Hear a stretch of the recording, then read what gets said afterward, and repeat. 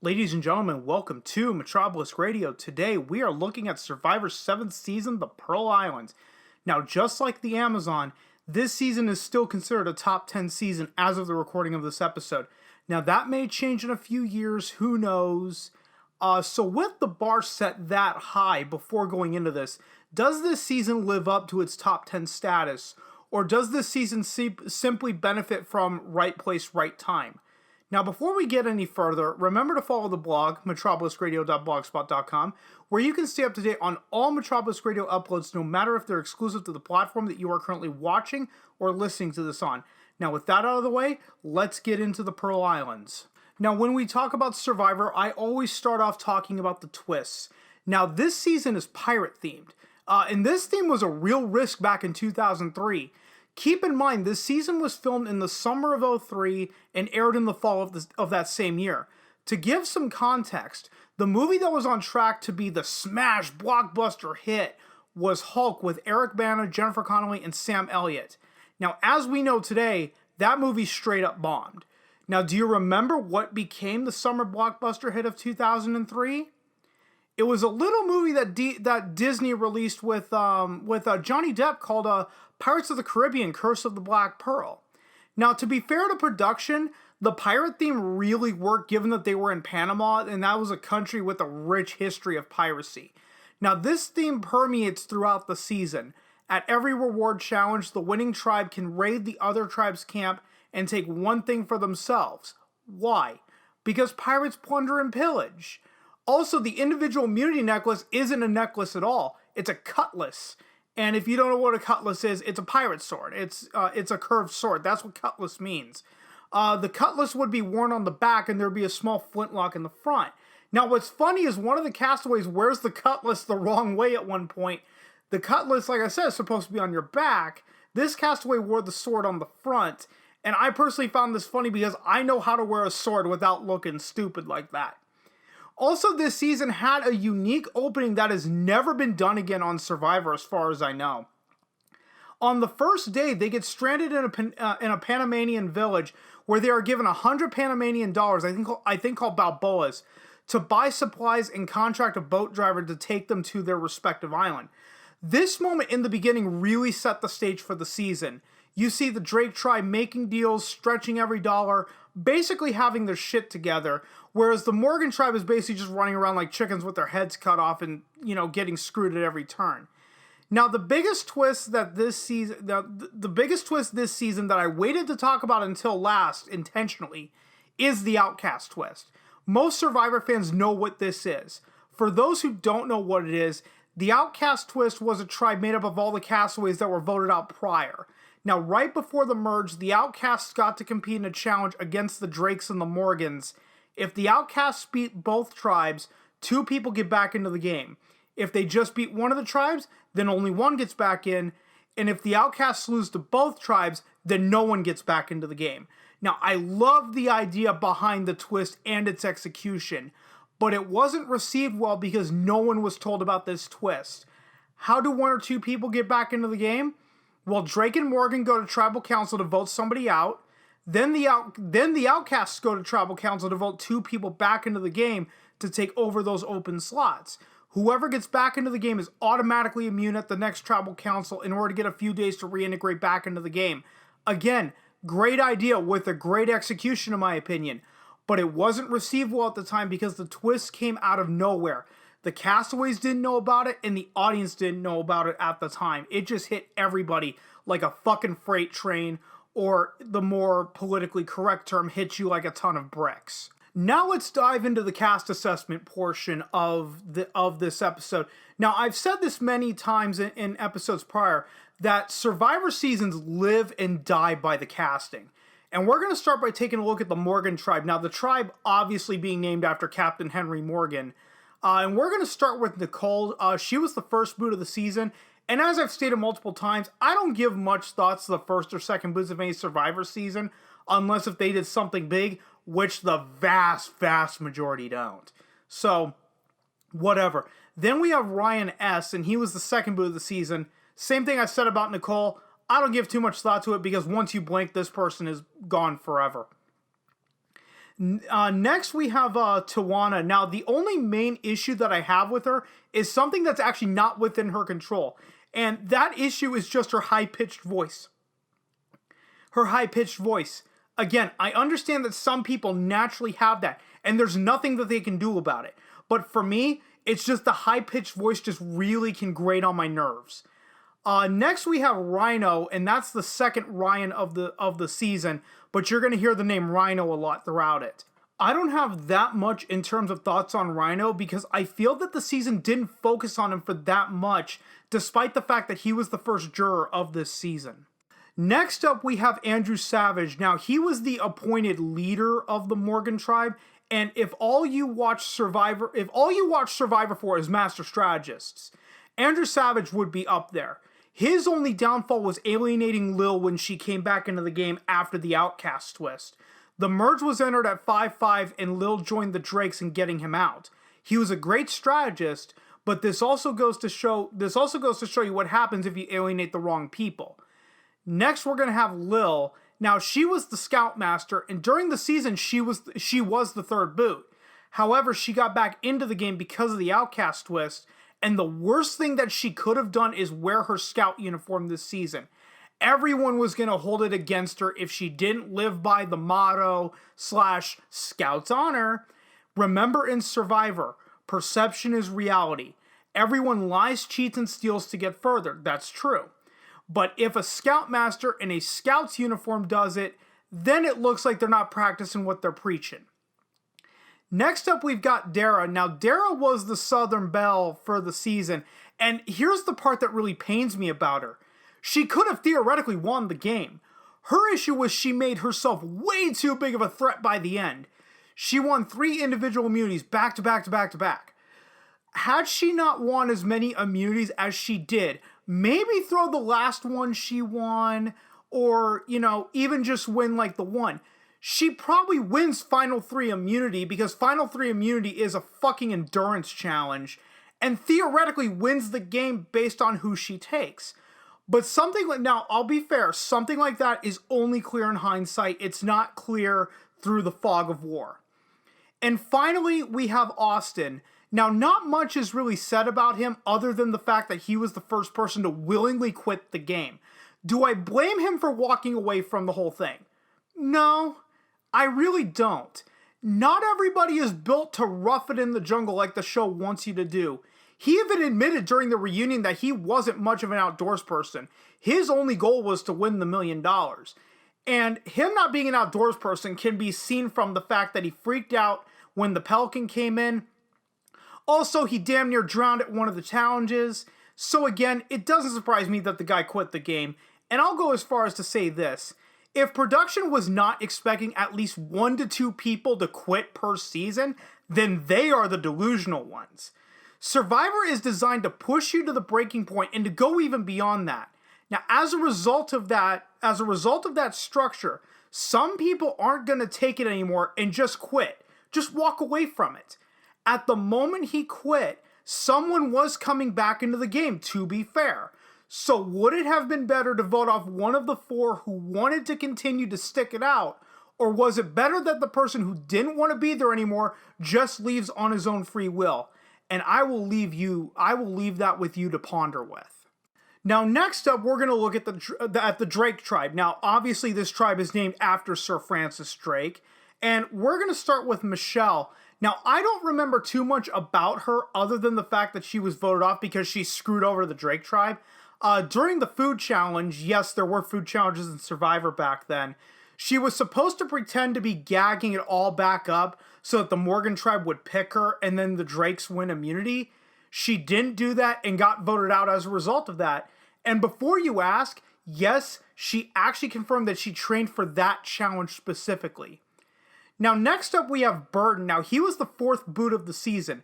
Very similar to Lil, he got back into the game as the result of the Outcast Twist, and after he comes back, he makes it all the way to day 36. He's voted out because he is perceived as a quote-unquote threat, despite the fact that he only won the first individual immunity challenge, a challenge that he didn't even have to win. He also was a strategist very similar to Andrew Savage. Next up, we have Sean, and I only remember him as the guy who tried to fight Fairplay at one point. He was voted out prior to the merge, so I don't remember too much on him at the moment. Next, we have Trish, and the funniest thing about her in the beginning was Sandra pimping her out to a store owner for a better deal. She was the last to be voted out before the Outcasts had their chance to come back into the game. Now, next up, we have Sandra, and this is her first season. Now, her popularity did not come from this season. She would not become popular until after Heroes Villains, and that would be season 20. That's 13 seasons after this. And this is where the "as long as it ain't me" strategy really started. Next up, we have Krista, and I don't remember Krista much either. She was just kind of there, and I believe that she got overshadowed simply just by the bigger personalities on this season. And that happens if you watch Survivor long enough. Now, next up, we have Rupert. Arguably, he was the most popular contestant to come from this season. He was the tie-dyed pirate who had the pet snake Balboa. Everything about him, from the way he dressed to his beard and down to how he spoke, captured the hearts and minds of the audience back when this first aired. Now, Sean brought this up at the reunion that they didn't show enough of Rupert's down moments and only showed his highs. It didn't help Rupert since he was just one-dimensional. And I think that's why the audience has started to turn on him recently. It's not him personally. It's just the way he was portrayed in this season and then just became insanely popular at the time. And finally, we have the last person, Jonny Fairplay, the ultimate bad guy for this season. He didn't do too much until the Loved Ones challenge, where he told the infamous dead grandmother lie. Now, that one move changed the game forever. Yes, he was hated at the time, most hated man in America in 2003. But where he differs from Rupert is that time has been a lot kinder to him. Now that the game is more defined versus what it was back in 2003, the dead grandmother lie is seen as this great move that can never be replicated again. Now, during the reunion, 4 jurors admitted that they would have voted for Lil to win over Fairplay. All that means is he would have just had to convince one more person at the time to vote for him, and he wins the game. And I'll go as far as to say this: without a villain like Jonny Fairplay, there would never be a Jonathan Penner from the Cook Islands, Russell Hantz from Samoa, or even Tony Vlachos of recent. Now let's take a look at the gameplay of the season, and we're going to start with the pre-merge. And I've said this before, that the pre-merge game doesn't mean shit. This time is just used to build up specific characters, so when you go into the merge episode, it becomes, okay, these 4 or 5 people are going to be one of the winners. Who's the winner going to be out of this group? We don't know. It depends on who plays their cards right. Now, the biggest thing that is shown in the pre-merge is how throwing an immunity challenge rarely works in your favor. Yes, you want to get rid of someone so badly that you just want to throw this one challenge to get rid of him. That's fine. The Drake tribe was up 8-5, and by the time the merge came around, both tribes were even at 5-5. Morgan entered into this upswing, whereas Drake entered into a tailspin as a result of throwing just the one challenge to get rid of Burton at the time. Now, this is also where the Outcast Twist comes into play, but I've already gone over that in great detail earlier in the twists portion of this, so I'm not going to repeat myself here. Now let's discuss the post-merge portion, and this is where the season becomes a top 10 season. There were a ton of blindsides at this point in the game. It started with Andrew Savage when Lil jumped ship and voted him out. Then Fairplay and Burton blindside Rupert a couple of tribals later. Then Tawanna gets blindsided when the majority wanted Burton gone. Then Krista gets blindsided. Then the remaining women in the game, Sandra, Lil, and Dara, come together and blindside Burton. And finally, Dara gets blindsided by those same 2 women one tribal later.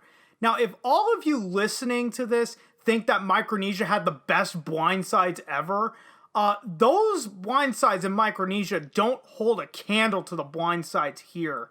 Seeing how Fairplay and Burton controlled the game and led the majority of those blindsides, with the exception of the last 2, obviously, is what made this season a top 10. Now let's shift gears and talk about the final 2 and the winner of the game. And we'll start with the winner of the game, and that was Sandra. Now, most of you listening to this might already know that. For those who didn't, the Pearl Islands aired almost 20 years ago, so spoilers are safe to talk about at this point. Now, I don't mind the fact that Sandra won because her and Lil, as I brought up earlier, had Jonny Fairplay been chosen by Lil instead of Sandra, then all he would have to do is convince one more person to vote for him to win. I don't think the "as long as it ain't me" strategy is the best, but this was just a case of perception versus reality. And the runner-up this season was Lil. Now, I just brought up perception versus reality. Had Lil not had her scout uniform on, I believe she had a genuine shot at winning the game. But because her scout uniform was on, there was an assumption or perception, if you will, that she will play the game via the scout's honor. And you can't get very far on just scout's honor alone. But that doesn't matter in a game all about perception. I don't remember who originally said this, but it's been said in a lot of modern Survivor seasons where perception is reality. Now, as always, I like to talk about the reunion, and I've said this about every reunion at this point. The reunion doesn't make or break a season. The funniest part of this reunion was bringing Fairplay's grandmother, quote-unquote, back to life, showing her in the crowd. And by the way, Grandma didn't care about the lie. All she said was something to the effect of outwit, outsmart, outplay. And this is also the first reunion to not show what the next season of Survivor would be. Normally, this is where they announce it and show a teaser trailer of where they're going next or what the theme of the next season is. And in fact, I'm just going to state this here. I'm not going to be bringing up the reunion anymore in its own separate section because of this. The reunions have always been seen as not the greatest things to watch, and I don't blame you if you fall into that camp. I feel that the reunions are really redundant and come from a past time when the internet wasn't what the internet is now. Nowadays, there are people with internet shows and podcasts that are way more popular today than they were, 10, 15 years ago. So let those people pick up the slack, because at least they're not bound by the restrictions of broadcast television.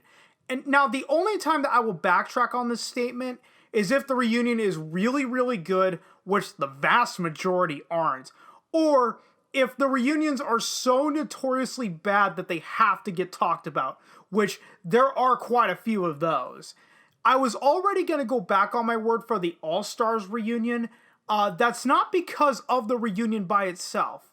Anyone who has seen Survivor All-Stars knows exactly what I'm talking about.